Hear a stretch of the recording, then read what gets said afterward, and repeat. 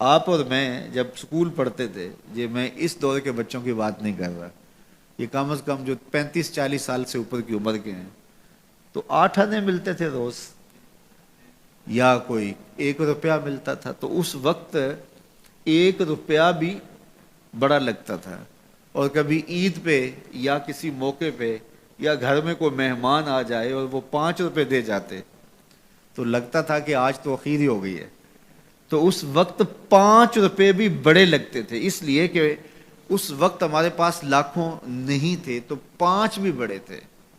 اور آج اگر آپ کو کوئی 5 دے تو آپ اس کی طرف ہنس کے دیکھیں گے، یہ مجھے کیا دے رہے ہو؟ تو جب آپ نے لاکھوں نہیں دیکھے تھے تو 5 بھی بڑے لگتے تھے، اب لاکھوں دیکھ چکے تو وہ 5 کتنے چھوٹے لگتے ہیں۔ تو آج 60 سال بڑے لگتے ہیں، لیکن جب قیامت کا ایک دن 50,000 سال کا دیکھیں گے تو یہ بہت چھوٹا سا دن لگے گا۔ تو حضرت شیخ ختلی بولے الدنیا یومن، دنیا ایک دن ہے، وَلَنَا فِيهَا صَوْمٌ، اور ہم اس کو روزہ رکھ کے گزار رہے ہیں۔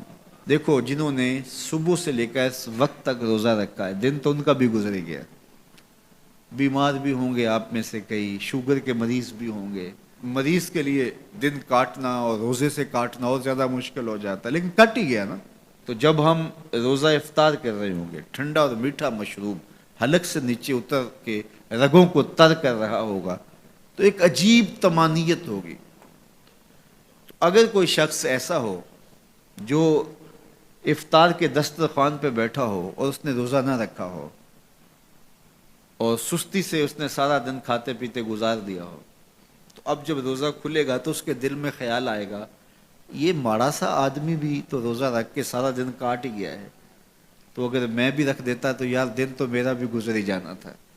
لیکن اس کو وہ رسمن ساتھ تو لے رہا ہوگا، لیکن اگر اس نے روزہ نہیں رکھا تو اس کے لیے اس میں کوئی لذت نہیں ہوگی، اس کے لیے کوئی راحت نہیں ہوگی۔ وہ سوچے گا کہ یار میں بھی روزہ رکھ کے گزار دیتا تو دن تو گزر ہی جانا تھا، اس کا بھی تو گزر گیا، میرا بھی تو گزر ہی جانا تھا۔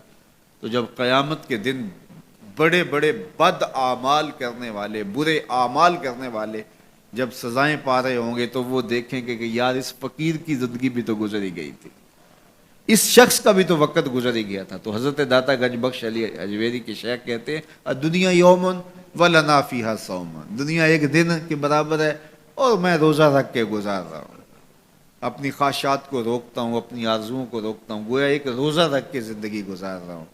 تو زندگی تو میری بھی گزر جائے گی، اور جو نہیں روزہ رکھ کے گزار رہے تو زندگی تو ان کی بھی گزر جائے گی۔ تو فرمایا میں روزہ رکھ کے زندگی گزار رہا ہوں۔ اللہ اکبر۔ اس لیے اچھے لوگوں کی صحبت اختیار کرو، نیک لوگوں کے پاس بیٹھا کرو۔ یہ میری اور آپ کی ضرورت ہے کہ اچھے لوگوں کی صحبت میں جا کے بیٹھیں۔ جب اچھائی کی مجلس میں آپ بیٹھیں گے، میں بیٹھوں گا، تو کوئی خیر کی بات ملے گی جو ہماری آخرت اور دنیا کی بہتری کی ضامن بن جائے گی۔ یا جتنی دیر بیٹھے رہیں گے مجلس میں، کم از کم اتنی دیر تو برائیوں سے، گناہوں سے بچے رہیں گے اور دل میں نور اترتا رہے گا۔